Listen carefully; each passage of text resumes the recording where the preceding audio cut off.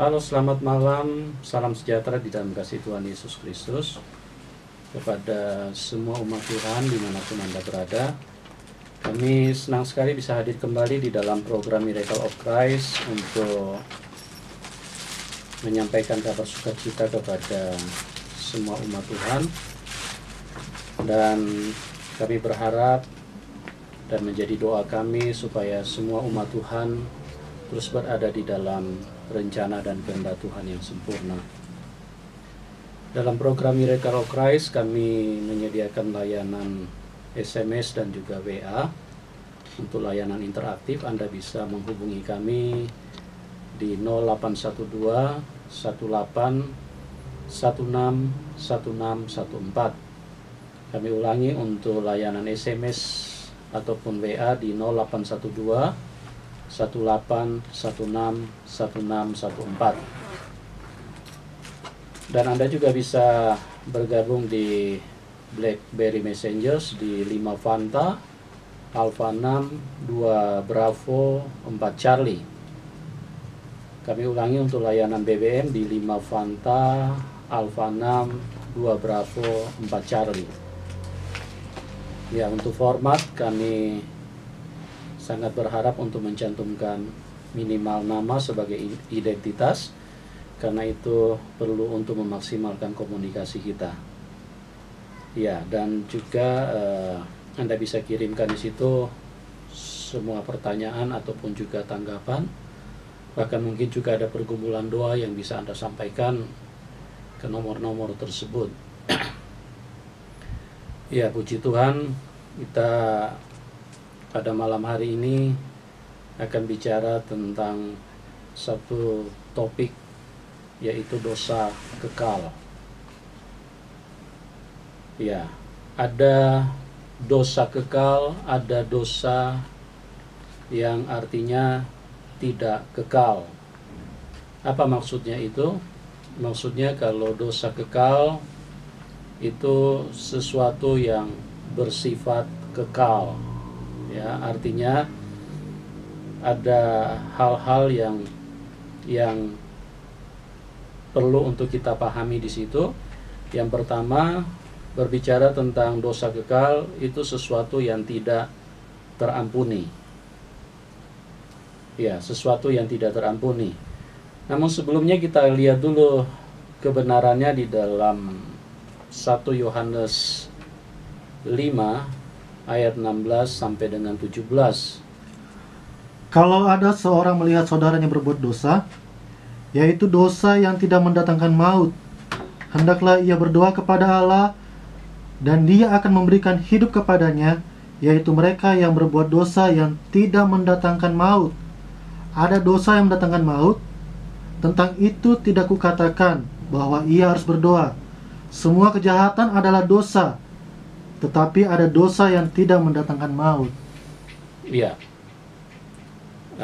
sebelum kami lanjutkan, kami perlu ingatkan bahwa nomor telepon, SMS, dan WA itu hanya diperuntukkan untuk SMS. Ya, jadi kami sampaikan bahwa bagi Bapak Ibu dimohon untuk tidak menelpon ke situ, karena kami lihat sering telepon masuk ke nomor tersebut.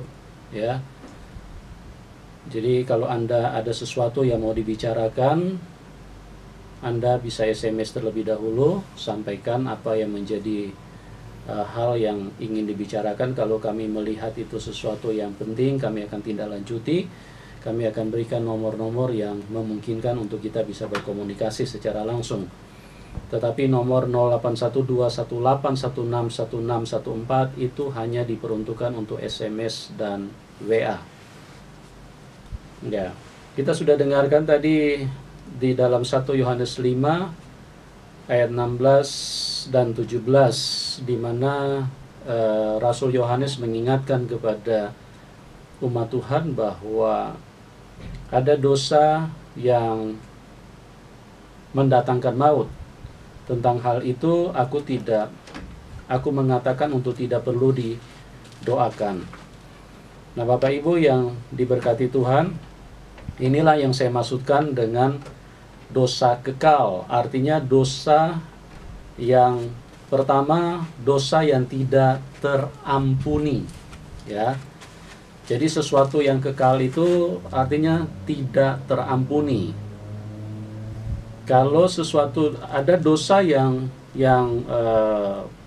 tidak kekal atau tidak mendatangkan maut, tidak mengakibatkan kematian, artinya dikatakan di dalam Yohanes tadi, dosa yang seperti itu yang kita bisa doakan agar orang-orang bisa bertobat dan berbalik kepada Tuhan. Tetapi kalau dia berbuat dosa kekal, sesuatu yang kekal, artinya sesuatu yang tidak terampuni, lewat Rasul Yohanes ditegaskan bahwa hal itu tidak perlu didoakan.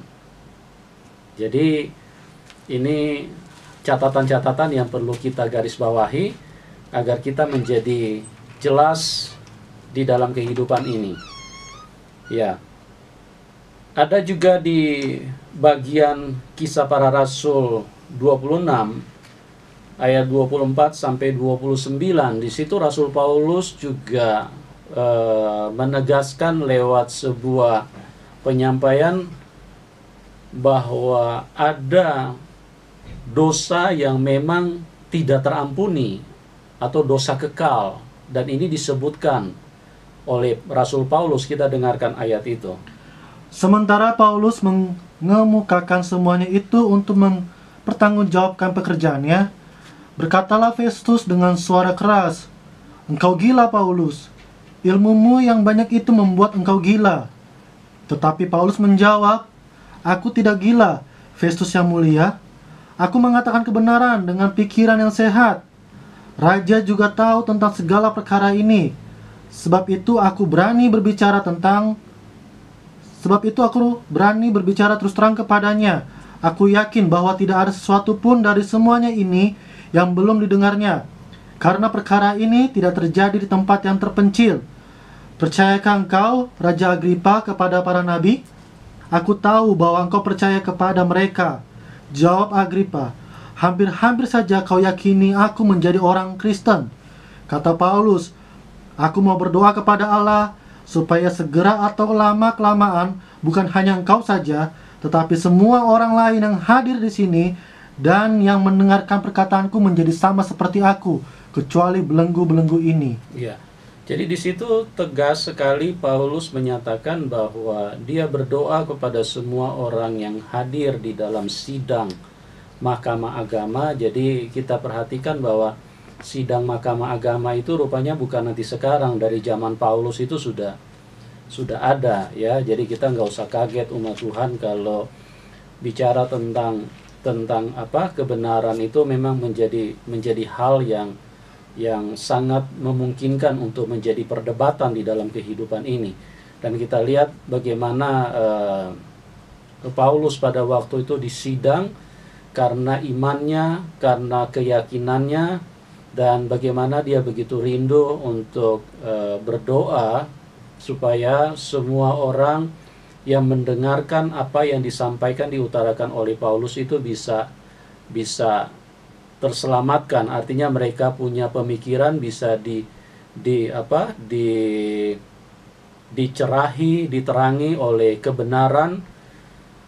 Tetapi ada satu kelompok yang Paulus tegaskan di situ di bagian terakhir, di bagian ayat yang ke-29, Paulus bilang, "Kecuali belenggu-belenggu ini." Artinya orang-orang yang seperti itu, kelompok seperti itu, orang-orang yang tidak akan terampuni dosanya. Jadi jelas sekali bahwa di sini ada dosa yang bisa diampuni dan ada dosa yang tidak bisa diampuni. Nah, yang tidak bisa diampuni itu adalah sebuah kondisi dosa kekal yang dilakukan oleh orang-orang yang seringkali mereka juga tidak sadar, tetapi mereka sudah masuk di dalam sebuah perbuatan yang membawa mereka kepada satu kondisi di mana mereka tidak akan mendapatkan pengampunan dari Tuhan. Paulus berkata, kecuali belenggu ini, kecuali belenggu-belenggu ini. Jadi orang-orang yang ada satu bagian, ada satu barisan, ada satu satu kelompok yang Paulus nyatakan dengan tegas dan ditulis dalam firman bahwa kecuali belenggu-belenggu ini. Artinya mereka, Paulus katakan bahwa aku tidak akan berdoa buat mereka karena mereka tidak akan terampuni, tidak akan diampuni oleh Tuhan. Ya. Jadi semua pelanggaran, semua dosa itu adalah sebuah perbuatan yang berseberangan dengan Tuhan, melawan Tuhan, adalah sebuah tindakan kenajisan. Tetapi ada yang bisa diampuni, bagian-bagian yang bisa diampuni, dan ada yang kekal, yang tidak terampuni. Yaitu yang kita perlu ketahui dan kita perlu mengerti dengan jelas supaya perjalanan iman kita benar-benar terus bergerak di rel yang tepat, seperti apa yang menjadi kehendak Tuhan dan apa yang menjadi rencana Tuhan di dalam kehidupan kita. Nah, yang berikutnya kalau berbicara tentang dosa kekal, itu adalah sesuatu yang tidak ada penebusan, ya, tidak ada pembayaran yang membuat dosa itu bisa dihapuskan. Kita sama-sama tahu bahwa Tuhan Yesus adalah penebus dosa. Darahnya ditumpahkan untuk membasuh dosa seluruh dunia. Tetapi case yang dikatakan dosa kekal itu tidak berlaku untuk yang namanya penebusan, karena tidak ada penebusan. Artinya mereka punya dosa itu kekal. Jadi tidak akan ada penebusan yang bisa membuat mereka itu dibebaskan dari kesalahan mereka. Tidak ada yang penebusan yang membuat mereka itu bisa dilepaskan daripada penghukuman. Nah, ini yang sangat berbahaya kalau seseorang terjebak di dalam dosa kekekalan, ya.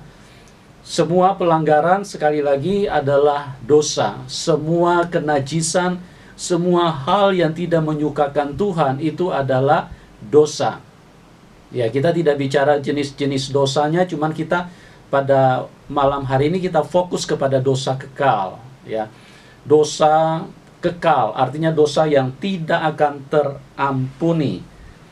Nah, yang berikutnya untuk kita mengerti, seperti dikatakan tadi, bahwa dosa kekal ini adalah tidak perlu untuk didoakan. Itu jelas sekali dikatakan di dalam 1 Yohanes 5 tadi ayat 16 sampai 17. Di situ dikatakan bahwa dosa ini kita tidak perlu doakan. Kalau ada seorang melihat saudaranya berbuat dosa, yaitu dosa yang tidak mendatangkan maut, Yaitu dosa yang tidak mendatangkan maut, artinya bukan dosa kekal. hendaklah ia berdoa kepada Allah, dan Dia akan memberikan hidup kepadanya, yaitu mereka akan diberikan pengampunan, akan diberikan kehidupan kepada dosa yang bukan dosa kekal. Terus? Yaitu mereka yang berbuat dosa yang tidak mendatangkan maut. Iya, berbuat dosa yang tidak mendatangkan maut. Ada dosa yang mendatangkan maut. Ada dosa yang mendatangkan maut, artinya dosa kekal, artinya dosa yang tidak akan ada penebusan, dosa yang tidak terampuni. Sekalipun dengan darah Tuhan Yesus itu tidak akan bisa menebus mereka, karena ini dosa kekal. Nah, ini tragis sekali kalau manusia sampai berada di posisi seperti itu. Ya, karena selama ini kan kita cuma tahu dosa kalau membunuh, berzina, mencuri.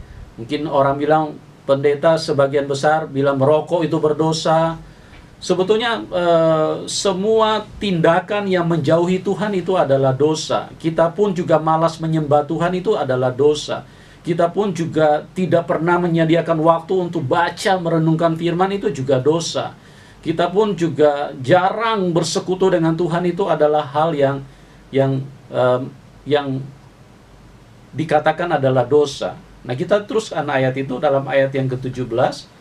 Ada dosa yang mendatangkan maut. Tentang itu tidak kukatakan bahwa ia harus berdoa. Iya. Semua kejahatan adalah dosa. Semua kejahatan adalah dosa. Tetapi ada dosa yang tidak mendatangkan maut. Ada dosa yang tidak mendatangkan maut. Nah, yang tidak mendatangkan maut inilah yang perlu didoakan. Tapi kalau yang mendatangkan maut, kita tidak perlu doakan. Sama seperti Paulus berkata tadi di Di Kisah 26 itu Paulus berkata, aku berdoa supaya semua yang mendengarkan aku bisa sama seperti aku menjadi percaya kepada Tuhan. Kecuali belenggu ini, artinya orang-orang yang memang kelompok yang memang berbuat dosa kekal. Paulus berkata orang seperti ini tidak perlu didoakan. Ya, jadi jelas. Karena kita selama ini mungkin hampir tidak pernah dengar di dalam gereja bahwa ada dosa kekal. Dan firman Tuhan mencatat dengan tegas bahwa ada dosa kekal. Dan itu tidak akan terampuni, ya. Dan bagian juga yang paling penting untuk kita perhatikan dengan dosa kekal ini adalah jangan sampai kita melakukannya. Jangan sampai kita menyentuh hal seperti itu, ya. Satu ketika saya pernah diajak sama teman seorang hamba Tuhan, terus kemudian kita masuk ke rumah pastori atau rumah hamba Tuhan juga. Nah, hamba Tuhan ini merupakan seorang tokoh yang senior, dan dia merupakan tokoh pionir di dalam gerakan-gerakan Pentakosta, ya. Dan apa yang terjadi? Teman mengajak saya, seorang hamba Tuhan ajak saya untuk datang ke situ untuk minta saya untuk mendoakan hamba Tuhan itu. Pada waktu saya sampai di situ, Roh Kudus menyatakan kepada saya bahwa ini orang berbuat dosa kekal dan saya tidak perlu berdoa buat dia, ya. Padahal kalau dilihat dari latar belakang, dia seorang hamba Tuhan, dia seorang pendeta, dia seorang pionir di dalam gereja. Artinya banyak dampak yang dihasilkan oleh hamba Tuhan ini di dalam kegerakan Pentakosta, karena dia cukup senior, usianya juga sudah lanjut pada waktu itu. Apa yang terjadi? Dia terkena penyakit sejenis Alzheimer, ya, orang yang lupa ingatan. Jadi dia waktu ketemu sama dia sudah tidak bisa membedakan lagi mana anaknya, mana anak tetangga, mana pembantu, atau mungkin barang-barang, mana piring atau gelas, dia sudah nggak bisa bedakan. Emas dikasih pun dia bisa nyatakan itu adalah kotoran. Sesuatu yang berharga pun dia bisa nyatakan ini adalah barang-barang yang harus segera disingkirkan dari depannya, karena dia merasa bahwa barang itu barang yang menjijikan buat dia. Nah, ini artinya orang yang sudah lupa ingatan. Kalau orang sudah lupa ingatan begini, apalagi dia dari latar belakang seorang hamba Tuhan, dia seorang pendeta, dia seorang pelayan, seorang pionir di dalam gereja. Ini artinya bahwa dia sudah masuk menyentuh dosa kekal. Artinya dia tidak akan terampuni. Karena apa? Karena pikirannya, jiwanya itu rusak. Jadi kalau seseorang jiwanya rusak, apalagi dia sudah kenal Tuhan, dia sudah percaya kepada Tuhan, apalagi dia sudah melayani Tuhan, dia adalah seorang yang bergerak di dalam dunia roh, terus kemudian pikirannya sampai menjadi pikun, ya. Ini artinya orang-orang seperti ini tidak akan terampuni lagi. Karena apa? Karena pikirannya itu sudah menjadi miliknya setan, ya. Keselamatan jiwa itu adalah satu kesatuan dengan pikiran. Jiwa itu adalah satu kesatuan dengan yang namanya ingatan, ya. Kalau ingatannya rusak, kalau pikirannya terganggu, ini artinya bahwa dia sudah ada di dalam ikatan belenggu setan, di dalam belenggu roh jahat, sehingga dia tidak bisa lagi normal di dalam hidup ini. Dia tidak bisa berpikiran lagi yang benar di dalam kehidupan ini. Dan ini dosa kekal. Kenapa bisa seperti itu? Karena kalau dilihat, dia adalah seorang pelayan Tuhan, dia seorang hamba Tuhan, dia seorang pendeta, tapi bisa pikirannya menjadi terganggu, menjadi rusak. Ini dosa kekal. Ini dosa yang tidak terampuni. Artinya pikirannya itu sudah menjadi milik setan, sudah direbut oleh kuasa kegelapan. Nah, pada waktu teman mengatakan, saya bawa hamba Tuhan dan nanti minta Pak Yusuf untuk doakan. Saya bilang, saya tidak digerakkan Tuhan untuk berdoa. Saya tidak berdoa. Kalau Anda mau berdoa, Anda saja yang berdoa.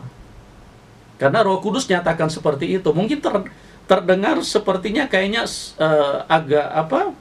agak kurang sopan, tetapi apa yang Roh Kudus nyatakan kepada saya harus nyatakan kepada teman. Saya harus nyatakan bahwa saya tidak digerakkan Tuhan untuk berdoa. Karena Roh Kudus sudah menyatakan kepada saya bahwa ini dosa kekal. Kenapa seorang hamba Tuhan bisa terhilang pikirannya? Kenapa seorang hamba Tuhan bisa menjadi seorang seperti kayak orang gila seperti itu? Itu karena dia masuk di dalam dosa kekekalan. Dia jiwanya terhilang, dia tidak akan terselamatkan. Oleh sebab itu, Bapak Ibu, hati-hati, jangan sampai kita masuk ke dalam dosa yang kekal. Nah, kita akan masuk lebih dalam lagi, kita akan mengenal dosa-dosa apa saja yang disebut dengan dosa kekal, artinya dosa yang tidak terampuni. Ya, yang pertama, kalau kita lihat dari Alkitab, yang pertama, dosa kekal itu adalah dosa menghujat roh. Ya, dosa menentang Roh Kudus. Tuhan Yesus sendiri yang menyatakan itu. Jadi kalau kita tanpa disadari, orang Kristen masuk ke dalam wilayah ini, dia menghujat roh, dia menentang Roh Kudus, artinya ini dia masuk ke dalam dosa kekal dan tidak akan mendapat ampun. Kita bisa baca di dalam Matius 12 ayat yang ke-24 sampai dengan 32. Tetapi ketika orang Farisi mendengarnya, mereka berkata, dengan Beelzebul, penghulu setan, ia mengusir setan.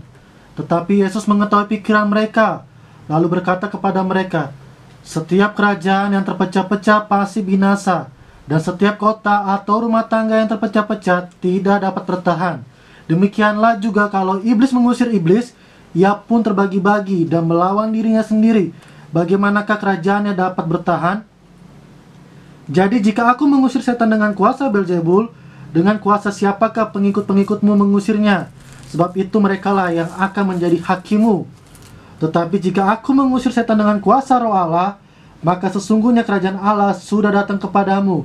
Atau bagaimanakah orang dapat memasuki rumah seorang yang kuat dan merampas harta bendanya apabila tidak diikatnya dahulu orang kuat itu? Sesudah diikatnya barulah dapat ia merampok rumah itu. Siapa tidak bersamaku, ia melawan aku. Dan siapa tidak mengumpulkan bersamaku, ia mencerai-beraikan. Sebab itu aku berkata kepadamu, segala dosa dan hujat manusia akan diampuni. Ya, segala dosa dan hujat anak manusia akan diampuni. Tetapi hujat terhadap Roh Kudus tidak akan diampuni. Tetapi menghujat Roh Kudus ini tidak akan diampuni. Apabila seorang mengucapkan sesuatu menentang anak manusia, ia akan diampuni. Apabila seseorang mengucapkan sesuatu menentang anak manusia atau menentang Tuhan Yesus, itu dia akan diampuni. Tuhan Yesus sendiri yang ngomong ini. Tetapi jika ia menentang Roh Kudus, ia tidak akan diampuni. Di dunia ini tidak. Di dunia ini tidak akan mendapat pengampunan. Dan di dunia yang akan datang pun tidak. Di dunia yang akan datang pun tidak. Ini dosa kekal. Jadi tidak akan ada penebusan buat dosa seperti ini. Jadi dosa kekal itu, yang pertama itu adalah menentang Roh Kudus atau menghujat roh. Dan ini di waktu saya baru mulai bertobat, mulai kenal Tuhan, bahkan bertahun-tahun lamanya, cukup lama, mungkin sampai 10-15 tahun saya ikut Tuhan, saya takut sekali dengan ayat ini. Kadang-kadang kalau baca ayat ini, saya pengen cepat-cepat untuk lewati, kalau perlu saya lewati. Karena apa? Karena saya takut sekali jangan sampai kita masuk ke wilayah ini, artinya kita menghujat roh tanpa kita sadari. Ya, karena ini adalah sesuatu yang tidak terampuni.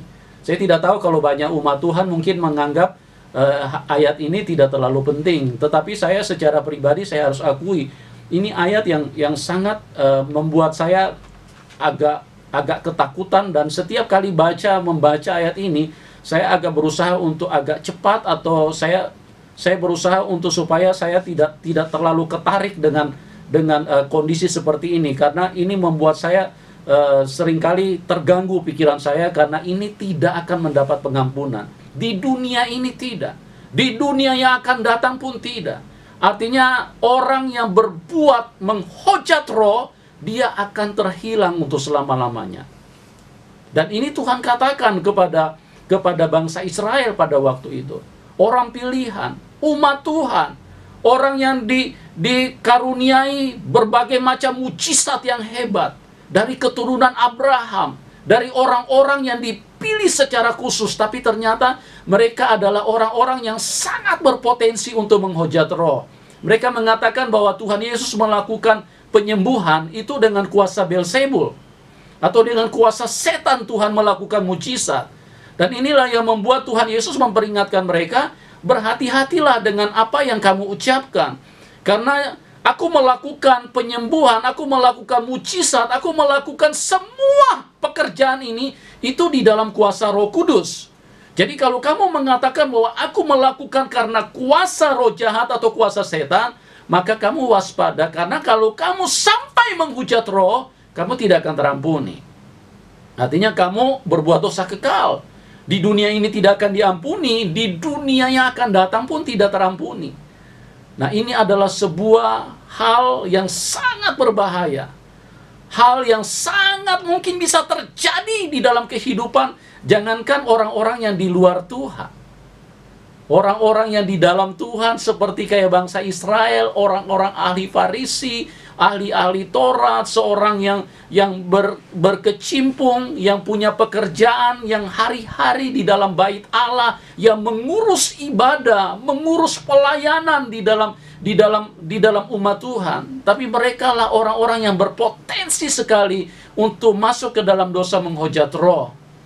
Nah, kalau sampai ini terjadi di dalam kehidupan orang Kristen, maka ini adalah sebuah hal yang sangat tragis, sebuah hal yang sangat berbahaya di dalam kehidupan orang-orang Kristen.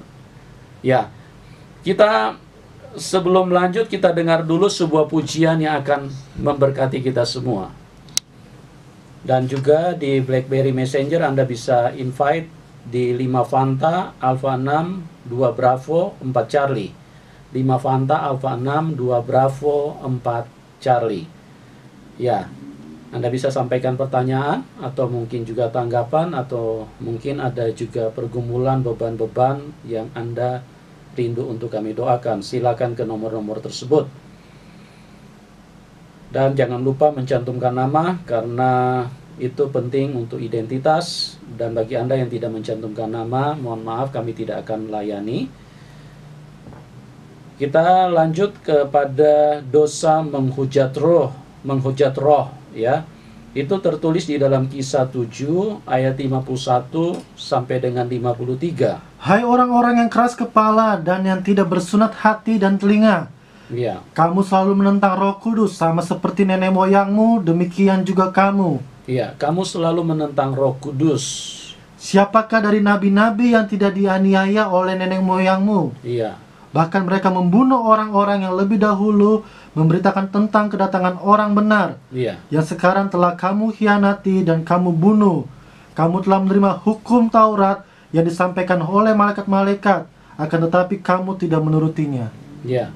Ini orang-orang yang bernotabene kan orang-orang terhormat. Mereka adalah ahli-ahli Taurat, orang-orang Farisi, imam-imam yang berbajukan agamawi. Mereka adalah orang-orang yang kelihatannya orang-orang yang kudus, tetapi ternyata mereka punya hati adalah hati yang sangat rusak, karena mereka adalah orang-orang yang menghujat roh. Mereka menentang Roh Kudus. Itulah yang dikatakan oleh Stefanus, bahwa kamu selalu menentang Roh Kudus. Artinya orang-orang seperti ini mereka tidak akan pernah bisa diampuni. Mereka adalah orang-orang yang masuk ke dalam dosa kekal, dan ini berbahaya sekali. Jangan kita dalam perjalanan iman kita mungkin tidak perlu waspada, karena ini sangat mungkin untuk bisa terkena kepada siapa saja kalau dia tidak memahami, dia tidak waspada, dan dia tidak berjalan di dalam kehati-hatian. Ini yang bisa terjadi di dalam kehidupan orang-orang percaya. Bahkan sekalipun juga pendeta juga bisa masuk ke dalam dosa menghujat roh. Itu bisa terjadi. Karena dari firman kita sudah tahu bahwa ahli Taurat, imam kepala, ya, orang Farisi ini adalah orang-orang yang berjubahkan agamawi, orang-orang yang berjubahkan atribut-atribut orang-orang rohani, orang-orang yang melakukan pelayanan-pelayanan ibadah, ritual-ritual ibadah. Tapi ternyata mereka adalah orang-orang yang menentang Roh Kudus. Orang-orang yang artinya melakukan dosa yang kekal, yang tidak terampuni. Nah, ini kita waspada. Jangan sampai ada orang yang masuk ke dalam dosa menghujat roh, menentang roh. Itu artinya dosa kekal. Sungguh sesuatu yang sangat merugikan kehidupan orang percaya. Lebih bagus dia tidak kenal Tuhan dari awal daripada dia menghujat roh. Karena ada satu firman mengatakan, barang siapa yang mengenal Tuhan, yang pernah mendengar, mengerti tentang juru selamat, terus kemudian dia masuk ke dalam dosa menghujat roh, itu hukumannya akan jauh lebih berat daripada orang yang tidak mengenal Tuhan. Ya. Yang kedua, dosa kekal itu adalah dosa bersalah dengan keuangan. Nah, ini yang seringkali tidak diperhatikan oleh banyak orang, ya. Orang cuman selalu perhatikan kalau berzina itu rame-rame dibicarakan, bahkan sampai kadang-kadang ada pendeta yang umumkan dari mimbar, ya. Ini adalah sesuatu yang dianggap sebagai dosa yang sangat najis. Padahal dosa bersalah dengan keuangan itu adalah dosa kekal. Artinya dosa yang tidak terampuni, karena Tuhan sendiri pun merasa tidak perlu mengampuni orang yang melakukan dosa seperti ini. Kalau dosa berzina itu bagi Tuhan memang itu adalah sesuatu yang menjijikkan, tetapi kelompok-kelompok seperti ini adalah dosa yang bisa diampuni kalau didoakan. Dan dengan catatan orang yang didoakan itu mau bertobat, ya. Jadi dosa kekal itu adalah dosa yang bersalah dengan keuangan. Kalau kita lihat di dalam 1 Timotius 6 ayat yang ke-10. Karena akar segala kejahatan ialah cinta uang. Iya, perhatikan baik-baik. Akar dari segala kejahatan adalah cinta uang. Sebab oleh memburu uanglah beberapa orang yang telah menyimpang dari iman dan menyiksa dirinya dengan berbagai-bagai duka. Iya, orang yang memburu uanglah. Berbagai orang telah menyimpang dari imannya. Mereka telah jatuh ke dalam dosa kekal. Mereka telah melakukan sebuah dosa yang tidak mendapat pengampunan. Darah Tuhan pun tidak bisa menyucikan mereka, karena Tuhan sangat mengisolir. Artinya Tuhan sangat memisahkan diri daripada dosa-dosa kekal ini. Artinya Tuhan tidak akan menyediakan yang namanya cawan pengampunan. Tuhan tidak menyediakan yang namanya kasih kemurahan buat orang-orang yang berbuat dosa kekal, ya. Kita lihat contoh Yudas. Yudas adalah salah satu dari 12 murid Tuhan. Yudas dipilih langsung oleh Tuhan Yesus, bukan dipilih oleh sinode, bukan ditabiskan oleh pendeta-pendeta yang sekarang, tetapi dipilih dan langsung ditunjuk oleh Tuhan Yesus di antara ke-12 murid.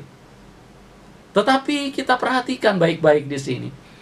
Sama-sama melakukan dosa. Petrus pun juga melakukan dosa.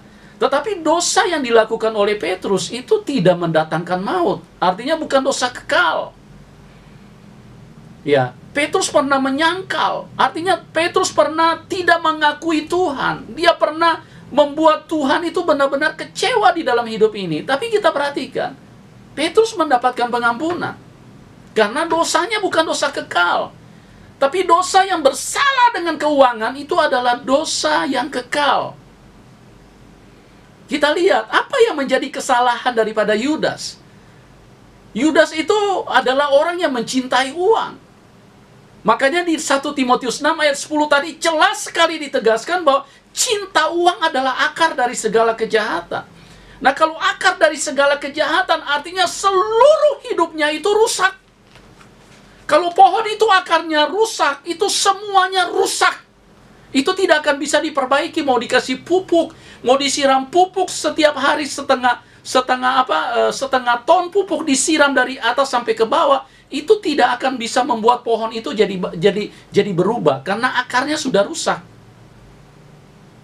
Jadi ini hal yang tidak disadari oleh banyak orang Kristen, bahkan juga tidak dipahami. Tetapi ini dosa sangat mematikan. Ini dosa sangat berbahaya kalau masuk di dalam kehidupan orang Kristen. Orang Kristen menganggap soal keuangan bukan hal yang serius. Tetapi Tuhan mengelompokkan dosa bersalah dengan keuangan adalah dosa kekal, dosa yang tidak terampuni. Nah, perhatikan baik-baik Bapak Ibu, apa yang kita lakukan di hari-hari terakhir ini. Apakah kita masuk di dalam kelompok bersalah dengan keuangan? Ini kita harus cepat periksa diri kita karena ini adalah merupakan dosa kekal. Yudas berbuat dosa kekal. Dia tidak mendapat pengampunan. Darah Tuhan yang ditumpahkan di kayu salib itu tidak bisa menyucikan dosa dia. Padahal kalau kita lihat dari pembacaan firman Tuhan, dia menyesal setelah dia menyerahkan Tuhan Yesus. Uang dia hambur di depan imam-imam besar. Kemudian apa yang terjadi? Dia menyesal, dia menangis, dia hambur, dia katakan aku telah bersalah dengan orang ini. Tetapi firman Tuhan berkata di bagian lain, jika kamu mengaku dosa kamu, maka Tuhan setia dan adil. Nah, lihat baik-baik, Yudas ini mengaku, dia berkata, aku telah bersalah terhadap orang ini. Aku menyesal. Dan dia kembalikan, dia hambur uang itu, dia kembalikan kepada imam besar. Tapi apakah dia mendapatkan pengampunan? No. Tidak ada pengampunan untuk orang yang bersalah dengan keuangan. Hati-hati Bapak Ibu. Bersalah dengan keuangan, ini adalah sesuatu yang bersifat kekal. Kita tidak akan mendapatkan pengampunan. Karena selama ini saya perhatikan, hampir tidak pernah dibicarakan bahwa dosa bersalah dengan keuangan itu adalah berbuat dosa kekal dan membuat Tuhan akan mengisolir seseorang dan tidak akan mendapatkan pengampunan untuk selamanya. Kalau kita masuk ke dosa ini, itu saudaraku celaka, ciloko 12 manusia kalau sampai masuk ke tempat itu. Dosa kekal. Dia tidak mendapatkan pengampunan. Ini adalah sesuatu yang sungguh-sungguh kita perlu waspadai di dalam kehidupan ini. Nah, saudaraku, saya cuma ingin tegaskan seperti ini. Kita perhatikan di dalam gereja, tidak ada lagi satu generasi pun, atau satu orang pun, atau satu keluarga pun yang berani memberi nama kepada keluarga mereka dengan nama Yudas.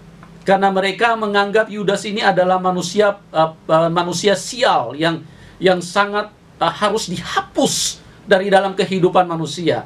Karena Yudas ini adalah orang yang mengkhianati Tuhan, orang yang menjual Tuhan. Tetapi mereka tidak perhatikan kesalahan yang membuat Tuhan menolak Yudas itu adalah Yudas mencintai uang. Yudas sangat menginginkan uang. Yudas terlalu ingin mendapatkan uang. Itu yang membuat Tuhan benar-benar tidak suka kepada Yudas. Dan Tuhan mengisolir dia. Dan dia tidak akan mendapatkan pengampunan. Di bumi ini tidak, apalagi nanti kekal. Tidak akan mendapatkan pengampunan. Ya, kan kalau kita perhatikan, tidak ada lagi satu keluarga yang berani menamakan anaknya Yudas. Tetapi yang saya perlu tegaskan, nama Yudas memang sudah tidak ada di dalam gereja. Tapi karakter Yudas itu sangat banyak di dalam gereja. Nah, hati-hati. Hati-hati Bapak Ibu. Sekalipun nama Anda bukan Yudas, tetapi kalau Anda orang yang cinta uang, Anda orang yang sangat memburu uang, Anda terlalu ingin kaya di dalam hidup ini, Anda terlalu mau tentang uang di dalam hidup ini, Anda juga sama dengan Yudas. Ya, maaf ya, ini firman Tuhan yang bicara. Anda juga sama dengan Yudas, nggak ada bedanya kok. Ya, cuma beda di nama saja, tapi hati, perasaan Anda sama dengan Yudas. Anda adalah orang-orang yang terancam untuk berbuat dosa kekal. Saya menyampaikan ini tidak punya tujuan apa-apa, saya dengan kasih Kristus ingin kita sama-sama supaya keluar daripada dosa-dosa yang membahayakan hidup kita. Karena ini adalah dosa-dosa yang sangat mematikan, dosa kekal. Dan firman Tuhan berkata tentang dosa kekal ini tidak perlu didoakan, ya. Dan dari awal kalau kita perhatikan, firman Tuhan sudah menyatakan bahwa di dalam kitab Yohanes selalu dikatakan bahwa Yudas ini adalah iblis. Itu artinya memang dia tidak didoakan lagi oleh Tuhan. Petrus didoakan oleh Tuhan Yesus. Tuhan berkata, aku telah berdoa supaya iblis jangan sampai menjatuhkan engkau. Iblis telah menampi engkau, tapi aku telah berdoa. Apabila engkau sudah insaf, bertobatlah. Ini yang terjadi. Ya, itu yang pertama, Yudas bersalah dengan keuangan, itu juga dosa kekal. Kita lihat, mari sama-sama kita lihat tentang Ananias dan Safira. Kisah 5 ayat 1-10. Kita baca ayat ini agak cepat. Ada seorang lain yang bernama Ananias. Ia berserta istrinya Safira menjual sebidang tanah. Dengan setahu istrinya, ia menahan sebagian dari hasil penjualan itu, dan sebagian lain dibawa dan diletakkannya di depan kaki rasul-rasul. Tetapi Petrus berkata, Ananias, mengapa hatimu dikuasai iblis? Iya. Sehingga engkau mendustai Roh Kudus dan menahan sebagian dari hasil penjualan tanah itu. Selama tanah itu tidak dijual, bukankah itu tetap kepunyaanmu? Dan setelah dijual, bukankah hasilnya itu tetap dalam kuasamu? Mengapa engkau merencanakan perbuatan itu dalam hatimu? Engkau bukan mendustai manusia, tetapi mendustai Allah. Ketika mendengar perkataan itu, rebahlah Ananias dan putuslah nyawanya. Ya, sampai di situ dulu. Ketika mendengar itu, rebahlah Ananias dan putuslah nyawanya. Artinya dia tidak tertolong sama sekali, dia tidak mendapatkan ampun, dia terjamah, dia tersentuh oleh dosa kekal. Apa yang dia kerjakan? Dia tidak habis pegang pedang, kemudian bunuh seseorang. Dia tidak habis memperkosa anak gadis di bawah umur. Dia tidak habis berzina dengan 17 perempuan. Dia tidak melakukan kejahatan-kejahatan lain, mungkin mukul atau memaki-maki orang. Tapi dia mencintai uang. Dia begitu cinta kepada uang karena di dalam peristiwa ini kita sama-sama mengerti, dia sudah berjanji bahwa apabila tanahnya, apabila asetnya dijual, apabila sesuatunya dijual, dia akan persembahkan untuk Tuhan. Dia akan berikan itu sebagai komitmen, sebagai janjinya, dia akan serahkan itu buat Tuhan. Nah, apa yang terjadi? Setelah dia jual, dia tahan sebagian. Sebagian saja yang dia kasih, dia katakan kepada Petrus bahwa hasil penjualan ini cuma sebagian. Mungkin dia jual 100, dia laporkan kepada Petrus hanya 50. Dan apa yang terjadi? Dia berbuat dosa kekal. Dia melakukan satu kesalahan besar di dalam hidupnya. Perhatikan baik-baik Bapak Ibu. Ini dosa kekal. Ini bukan sesuatu yang biasa. Ini bukan sesuatu yang seperti kayak di pikiran banyak umat Tuhan. Oh, kalau dia berzina ini dosa najis, dosa besar. Apalagi kalau dia habis tusuk orang, dia habis bunuh orang. Ini dosa besar. Tapi orang tidak tahu. Bersalah dengan keuangan itu jauh lebih besar dan tidak akan mendapat ampun di dalam hidup ini. Ngeri sekali kalau sampai orang Kristen terjebak dengan masalah keuangan. Ingat baik-baik, cinta uang adalah akar dari segala kejahatan.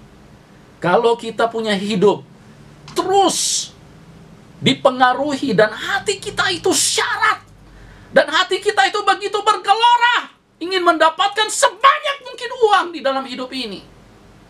Hati-hati. Sekalipun nama kita berbeda dengan Yudas, sekalipun kita tidak akan pernah punya cita-cita untuk memberikan nama keluarga kita Yudas, tapi roh kita sama dengan Yudas. Ini dosa kekal.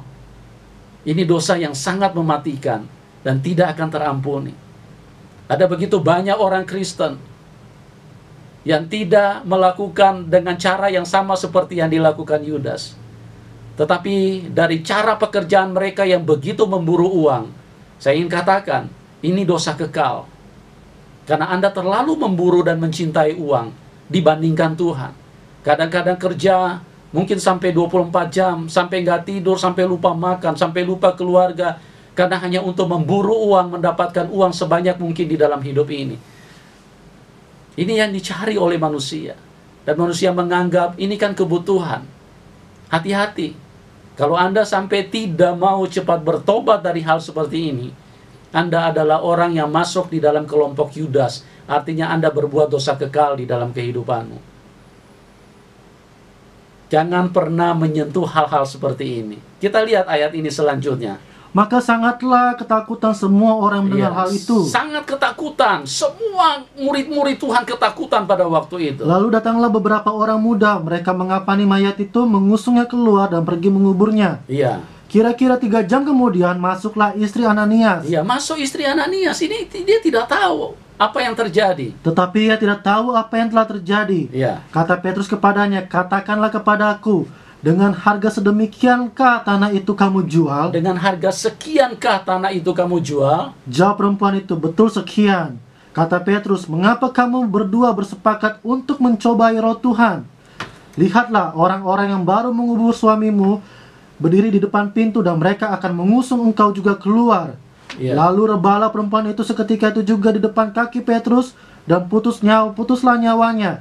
Ketika orang-orang muda itu masuk, mereka mendapati dia sudah mati. Lalu mereka mengusungnya keluar dan menguburnya di samping suaminya. Iya, kita perhatikan baik-baik. Perempuan ini pun juga mati konyol. Dia terhilang, dia berbuat dosa kekal, dia tidak mendapatkan pengampunan. Darah Tuhan yang tercurah tidak bisa mampu untuk menyucikan dia. Karena Tuhan sangat mengisolir yang namanya dosa keuangan. Tuhan sangat cicik. Dan Tuhan benar-benar tidak menyediakan kemurahan sedikit pun untuk orang-orang seperti ini. Tidak menyediakan belas kasihan sedikit pun. Karena cinta uang adalah akar dari segala kejahatan. Cinta uang itu artinya menjadi satu dengan iblis. Karena iblis itu adalah merupakan pribadi yang menggagas bagaimana program keuangan itu bisa berjalan di dalam dunia ini. Ini yang terjadi di dalam kehidupan. Hati-hati Bapak Ibu. Di dalam kehidupan ini, mungkin orang selama ini, mungkin Anda tidak sadar, atau mungkin Anda tidak tahu. Anda pikir kalau cuma masalah keuangan itu hal yang tidak perlu dibicarakan. Anda keliru. Justru di mata Tuhan ini masalah yang sangat serius. Ini masalah yang bisa mematikan kehidupan manusia. Tapi manusia hanya fokus kepada hal-hal yang lain. Mereka tidak menganggap sesuatu yang berbahaya kalau bersalah dengan keuangan. Nah, kita perhatikan Ananias dan Safira adalah merupakan contoh yang kedua yang membuat mereka terhilang karena berbuat dosa kekal. Bukan karena mereka istri Ananias habis berzina seperti perempuan di sumur Yakub. Dia kawin sampai 5 kali laki-laki, terus kemudian mungkin masih banyak lagi laki-laki yang lain yang tidak terhitung. Bukan dosa-dosa seperti itu yang Tuhan tekankan. Tetapi Anda jangan salah, jangan Anda juga menganggap kalau begitu berzina tidak apa-apa. Kalau Anda juga terjebak dengan hal seperti itu, Anda akan ikuti penjelasan selanjutnya. Jadi dosa-dosa apa saja yang membuat kita bisa sangat berpotensi untuk menuju kepada dosa kekal yang tidak akan terampuni. Ini hati-hati Bapak Ibu. Hati-hati di dalam kehidupan ini. Kita perhatikan di bagian-bagian lain, ya, bagaimana dosa-dosa kekal ini terjadi. Tetapi karena waktu kita begitu singkat, nanti kita akan sambung di minggu berikutnya. Tuhan Yesus memberkati kita semua. Amin.